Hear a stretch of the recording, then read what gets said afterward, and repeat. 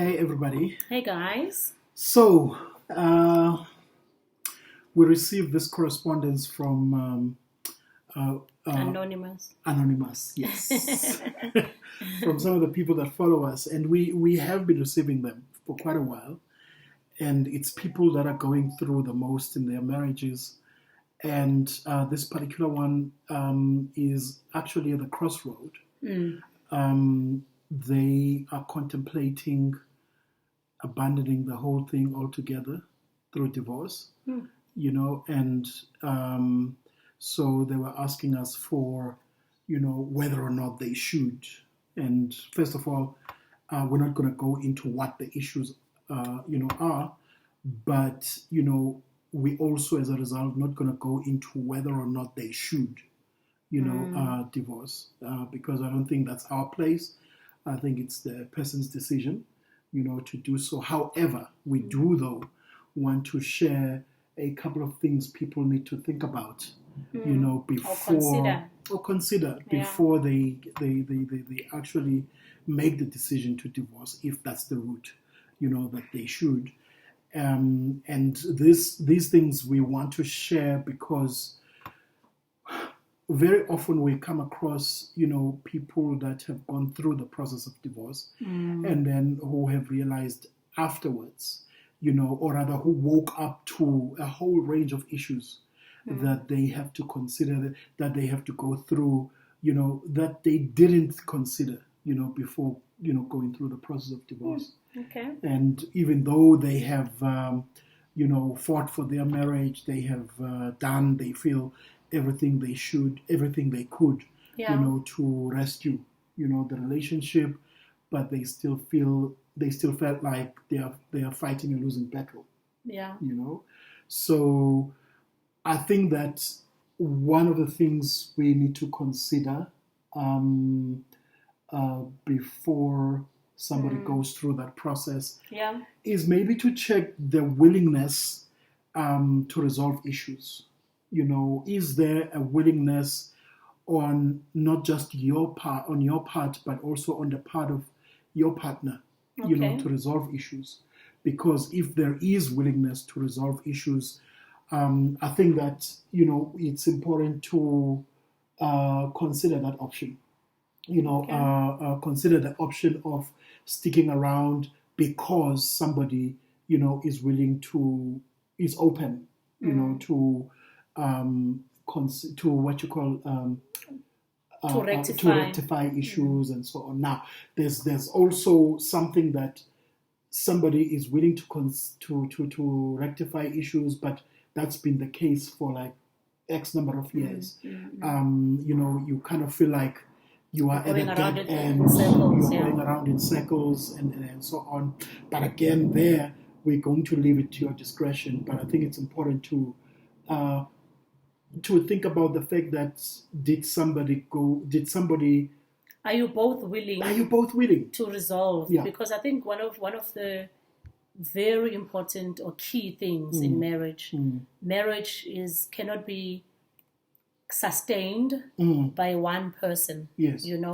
And also one person can't fight for the marriage. Yes. When the other isn't willing to fight for it. Yeah. So with that, we're saying if both of you are willing to still make it work, then it's something that can be considered. Uguti, we are both willing to make it work. Yeah, and there's genuineness. And there's genuineness in wanting to change, to turn away from their wicked ways. Because that is key. Uguti, is someone willing to turn away from their wicked ways? Because there's also an instance of something happened and we're deciding, we're just going to divorce simply because the emotions are high at the point, and you have not considered, Uguti, are we really both of us willing to make things work? If both of you are willing to make things work, then definitely that should be the first option to consider. Yeah, but also it's important, sweetie, to think about the fact that to just go for the divorce, for the option of divorcing, divorce is the quickest way out. Yeah. It's the easiest decision to make. The toughest decision to make is to actually stay. Because you deciding to stay against the backdrop, of everything the person has done, of their behavior, of everything that, the way they've treated you, and so on. So the quickest way would be, you know what, I can't stand this, let me go. Let's go. You know what I mean? Without obviously considering the consequences. Without considering the consequences, because there are a number of issues. It could be a prolonged, legal battle. It could be children, the custody battles. It could be, there's a whole long list of things, there's a that you need to but think about. At the same time, it's also very important as well to consider the situation, assess the situation. Yes. Because truth is, you can't stay in a union, especially where there's abuse in that union. No, sure. Because this is where people end up killing one another. Absolutely. Because the environment was no longer conducive. Yeah. So you cannot stay in an environment where, for instance, another thing. Sorry to the other instances where there is perpetual infidelity. That is, serial cheating. Yeah. You also cannot. And the person is not willing to change. And I think that's why we said consider these things before. Is the person willing to work with you? And also, is the marriage still worth fighting for? Because that's also another thing, to think about in this question. If the other party is genuinely willing to engage and fight.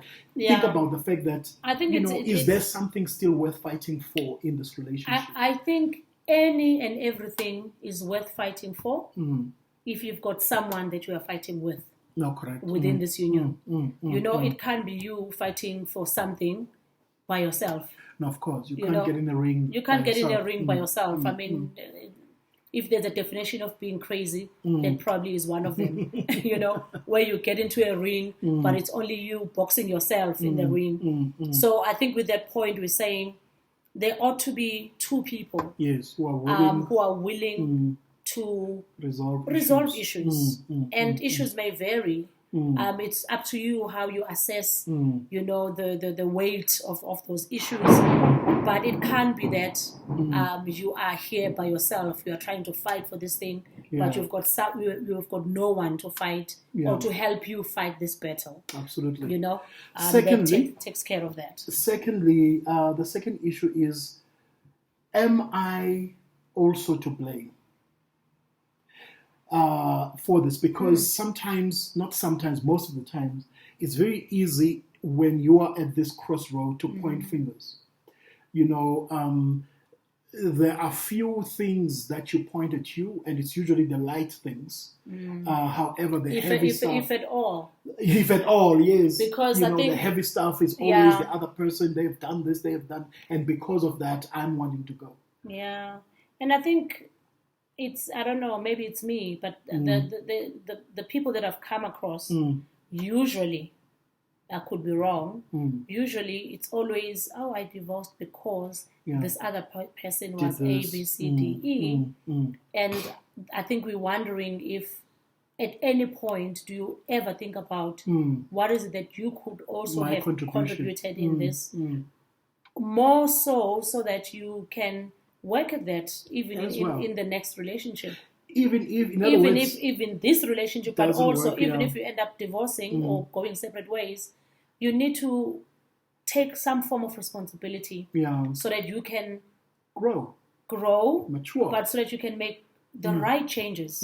Because life is about growth. It's about you learning certain things about yourself, because I guess life is just a journey of learnings. It can't be that there's been nothing for you to learn in that relationship. There's no mistake that you have committed. There's no mistake that you've committed, but there's no wrong. There's no even learnings. It's always their fault, and all.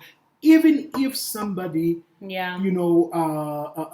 cheated on you and perpetually does so, you still have a role in it, because when you enable it, You know, when you allow for the first time, when you allowed it the first time, you actually played an enabling role, you know, in it. So you are partly to blame. You are partly to blame on it as well. So it's important that you take your part in it, so that, as Pindi says, even if you were to go your separate ways now, you don't take that behavior into your next relationship.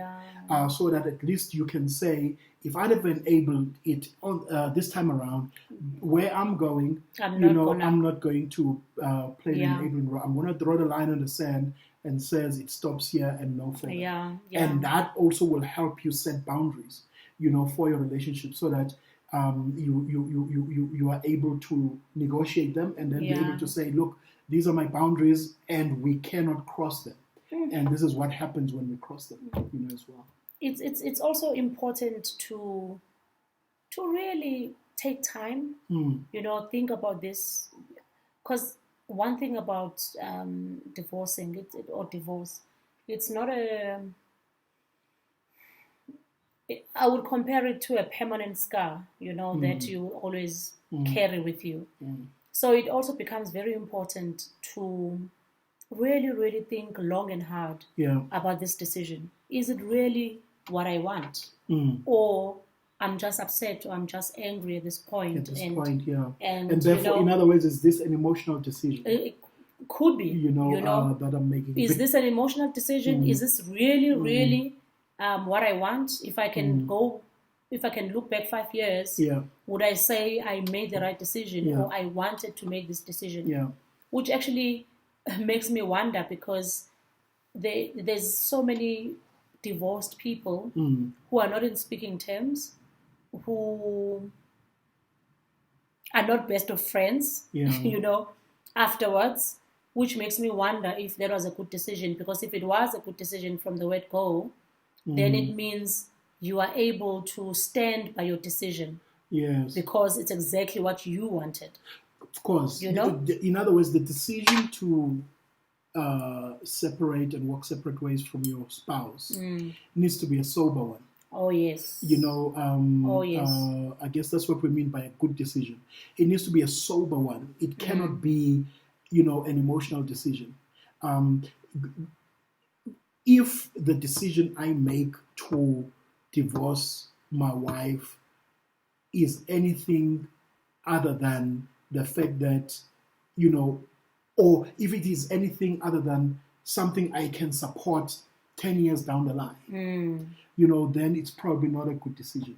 Yes. You know, in other words, if I understand the fact that people grow and ideas change, I can leave somebody for a bad reason now, that 10 years later I can wake up and say, actually, I think I made the wrong decision. You know, so I'm talking about, you know, you deciding to walk your separate ways now. Yeah. Can you stand by that decision, you know, a couple of years later? Yeah. You know, down the line. Are you able to say, look, this is the reason I walked away.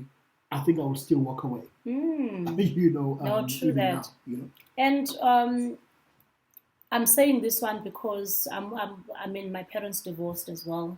At a very young age. I think I was about 10 before I even became a teenager. And one of the things I kind of felt were unfair with their decision.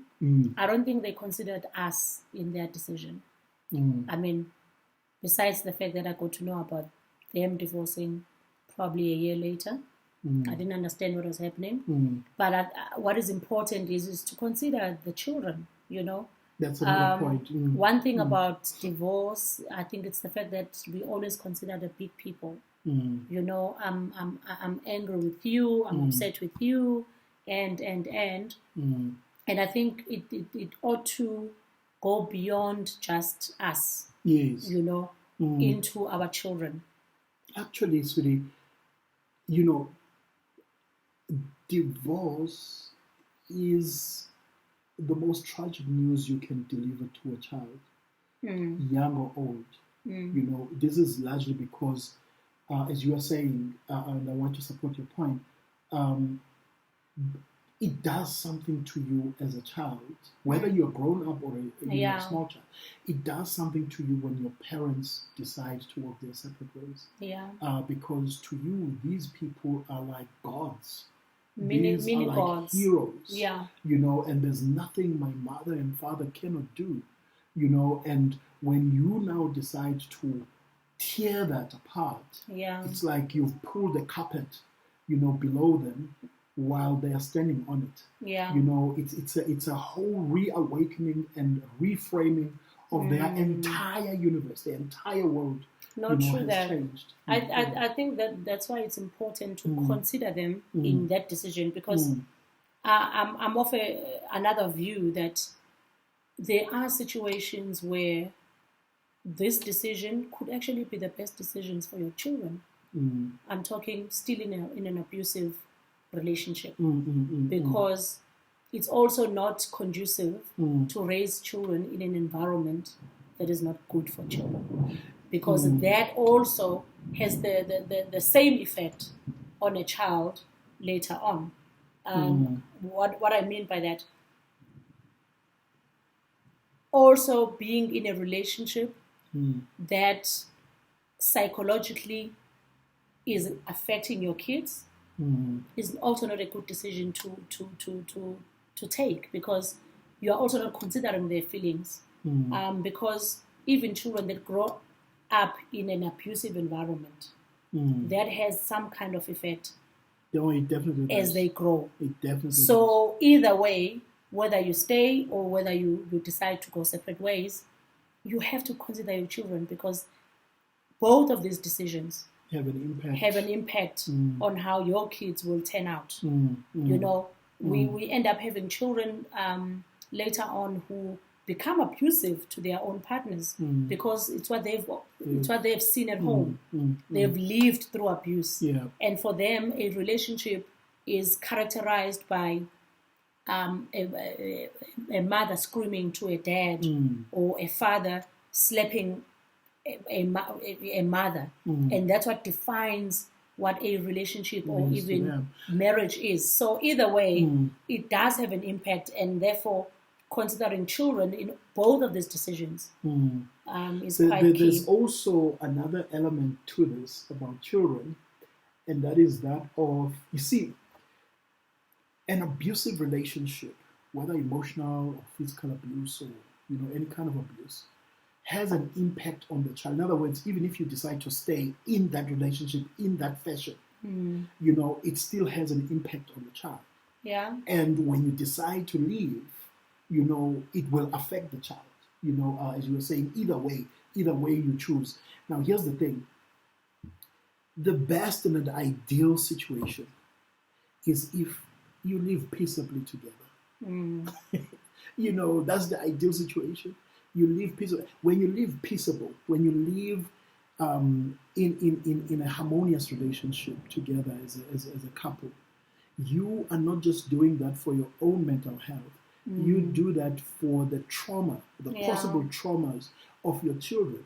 Future traumas, because when they grow up, they will either grow up, if you stay in a relationship that is that bad, they will grow up and have these perceptions of marriage and just long-term relationships, wherein they say, you know what, I want nothing to do with marriage. I'm good. I'm happy. I'm fine. I don't want anything to do with marriage. Because there's absolutely nothing great. Yes, and that is a trauma response. Yeah. And also the other way around as well is true, wherein somebody will get married and say, you know what, I want to develop the best relationship I can have with my spouse, and I don't want a relationship like my parents. Yeah, that is still a trauma. It's the good thing to want to develop a good relationship, but the motivation, of it, it's still motivated by trauma, by fear. Yeah. So the trauma responses that we have, now, are responses that we have had and carried, from our childhood, from our caregivers, and meaning our parents and people who helped us grow, and so it then the ideal situation is if you live peaceably together. Yeah. Is if you live in harmony, with one another. And I mean, if you don't see eye to eye, which is common, because you can't, excuse me, it's impossible to expect two people who come from different backgrounds and to always see things the same way. No, conflict is inevitable. We are bound to at times look at things differently, because I look at things from where I come from. I look at things from my background. I look at things from what was displayed to me. So it's possible that when you get into a relationship, you view things like that. I view things how they say you communicate love, or you show love the way it was shown to you. Monkey see, monkey do. So that's also a possibility. That the misunderstanding or the miscommunication or whatever you call it happens because honestly we are coming from different parts of the world. But now we are here trying to create this one world. So there will be chances of us not agreeing on things, So even if that happens, at least find ways of coming together and saying, listen, we didn't see eye to eye there, or I didn't see things the way that you see them. How can we ensure that, or can I just get into your shoes and try and look at things from your point of view. But if it becomes an issue of it's my point of view or nothing, that also becomes difficult because we see things because of the way things were displayed to us, and therefore that's how you end up viewing things the way that you do. Yeah. So children, very important to consider them before you actually make the decision, because it's not about you. It's about their well-being. It's about how they will become as adults. Later on. It is not about you. I wish we could talk about that. It's not about you. It is not about you. I know. When things happen, it almost feels like it's just about us. You see, when I say I wish we could talk about that, it's exactly that. That we sometimes make our happiness the primary thing, beyond our responsibilities that we have. And I'm saying marriage does not owe you happiness. The world does not owe you happiness. Nobody owes you happiness. You owe it yourself. You owe yourself happiness. And you won't necessarily be happy just because you left me. Do you get what I'm saying? And you can still be unhappy when after leaving a relationship, even if you are in the relationship. That's my point. I like that point. That happiness is neither here nor there.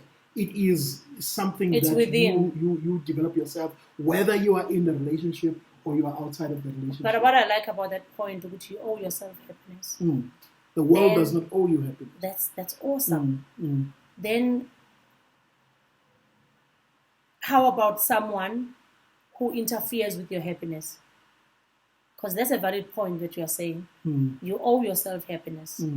Meaning your happiness is not dependent on somebody else. Yes. How about a situation where now you are delivering happiness to yourself? You are here, you're not going anywhere. You are just, hey, let me work on my inner happiness. Yes. But then your partner is still not satisfied with you working on your inner happiness. Here's the thing. When you are married, and this is why it's important to get married when you are actually ready to get married. And I'm talking about you being whole, you being happy, complete. You being complete when you are married. In other words, don't bring your wounds from your previous relationship into this relationship. And that is the unfortunate thing that happens with relationships. We get first attracted to the physical, how the person looks and all of that, and then we are attracted to their personality and maybe later their character and so on. But here's the thing. It becomes a very unfortunate situation. The case you are putting on the table, where you decide to work on your happiness, and then somebody is messing things up for you. It becomes there's nothing anybody can do. Because it means they are also unhappy people themselves. Exactly. Now, I'm not saying, you see, marriage, a successful marriage, a great marriage, is made up of two happy individuals. Do you get what I'm saying? Not individuals who are looking for happiness from one another. It's made up of two happy individuals, people who are content with who they are outside of one another. Do you get what I'm saying? So I'm saying you working on yourself and you cultivating your own happiness. By that, I am not saying, don't go separate ways because you need to work on your... No, that's not what I'm saying. I'm saying there are more important things in life, like responsibilities, than my own individual needs and my own individual happiness. You get what I'm saying? So, like, for instance, the case in point, children, they become more important, than my own individual, because I brought them to this world, and it becomes unfair when I'm going to consider them secondary and then consider myself primary, as well. Again, I know it's not something that everybody would subscribe to, because someone will also say, it's always great to ensure that you are mentally healthy yourself first, so that you can cultivate a healthy relationship with others, because it's impossible to... You can't pour from an empty cup. Yes, in the plane they say, you need to help yourself first. In the event, of an accident or whatever happens, of a crash, you need to first take care of yourself. Even if you're carrying a child, make sure you are cool first, and then you can ensure your child is cool because you are cool. That also, I guess it's a valid point, but I'm just saying there are responsibilities that we have, and we cannot be blatant, about the decisions we make, because we are considering ourselves, because then there's a thin line between that and selfishness. So I guess, growing up comes with responsibility. It comes with responsibilities, and we need to take. Or maybe that's why marriage is for grown-ups. Because then, when you have to consider other factors first, or not even first, but when you have to consider other factors as well. I don't want to say first, but you have to consider other factors as well around you, meaning external factors, as well, before or alongside your own factors. Correct.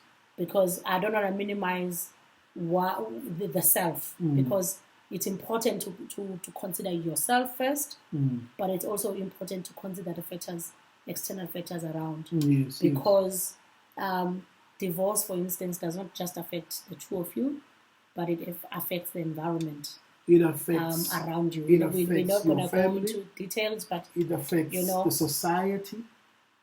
Everybody. That you live in, because when a person divorces, there's a couple or there's a young couple that is looking up to you, making an example. Somewhere. Yeah. And when you decide to go your separate ways, you have messed up the worldview of that couple. Yeah. So when you get to a point of divorce, that decision, it is a very, very important decision to think of.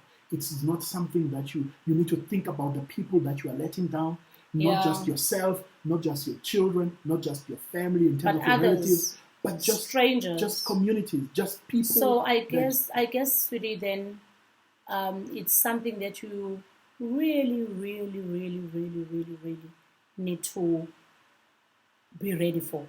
No, absolutely. It's one of those things where you need to really ask yourself, am I ready? Am I ready to make this decision? Here's the other thing, and logistics, just practical things to consider when you think about this. Think about the lifestyle that's going to change. Yeah. Have you thought about that? Have you thought about the fact that even friendships that you kept while you were a couple, more than likely they will change? Have you thought about... They do, because it's very strange. It's very strange to visit a couple that were your friends, and now you visit them by yourself. It's a whole lot of things changes. If you consider the fact that you might be involved in a dragged out legal battle, You know, are you mentally ready for it? There's custody you never of children. know how long these things take. You never know. You know, there's issues about property. You know, there's a whole range of things that are practical. Co-parenting. Simple things, exactly. You know, co-parenting, how is that going to work out?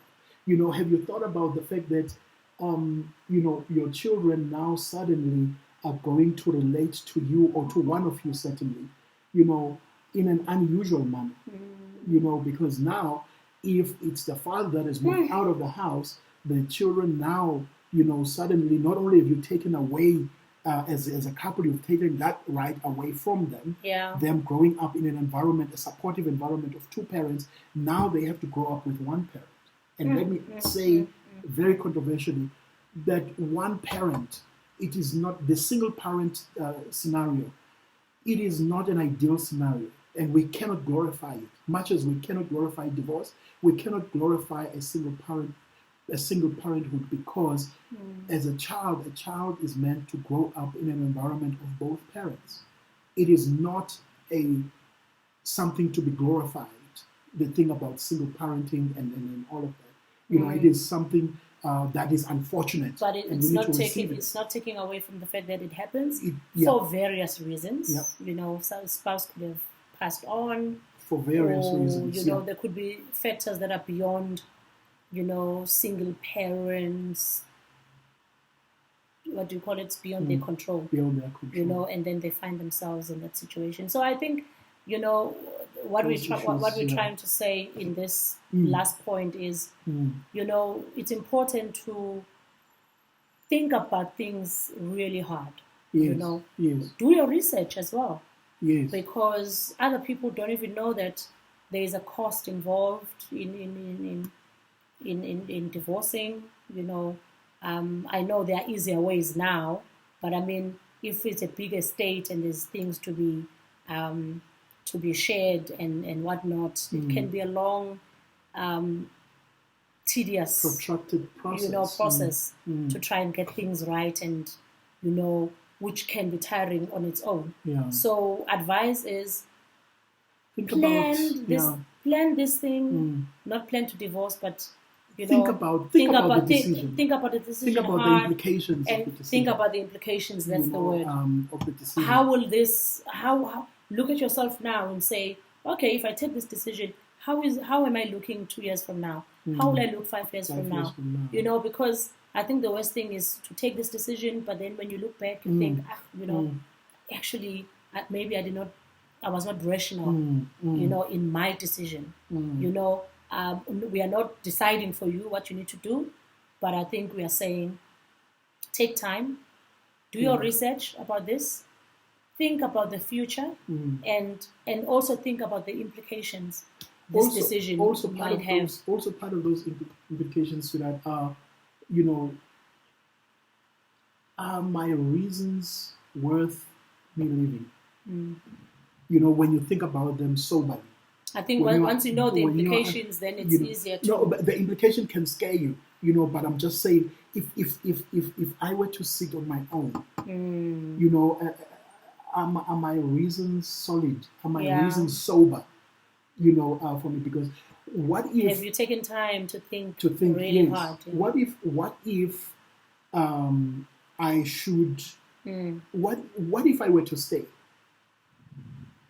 Because part of considering and being sober about your decisions, you need to think that on that side as well. You know, what if I were to stay? What would happen? Will my life be in danger? If your life is not threatened, you know. But obviously, if you consider staying and that involves losing your life, then definitely that's not what we're talking about. Then it's a different story altogether. But think about if this is not meant to grow me up in terms of my character. Think about that.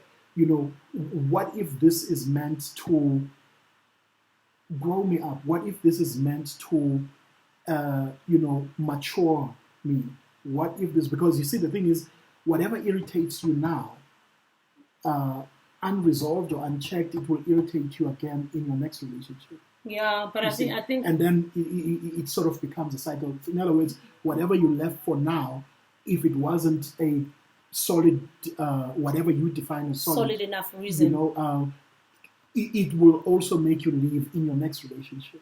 That's why we're saying you need to think hard about the decision, and that thinking hard involves that. Yeah. Which is looking at all sides before you make the decision, so that you don't make a decision that you will regret, at a later stage. So part of that research and part of that taking time to think looks into that. But I think key, as I close, you can fight for your marriage if you have someone that you are fighting with. So both of you need to be in it to win it. Thank you so much. We hope that this has helped, at least one of you or two, to consider and think about, the implications, of whether you stay or you go. And we hope that it will help you make that decision. Thank you, guys. Thank you. Bye.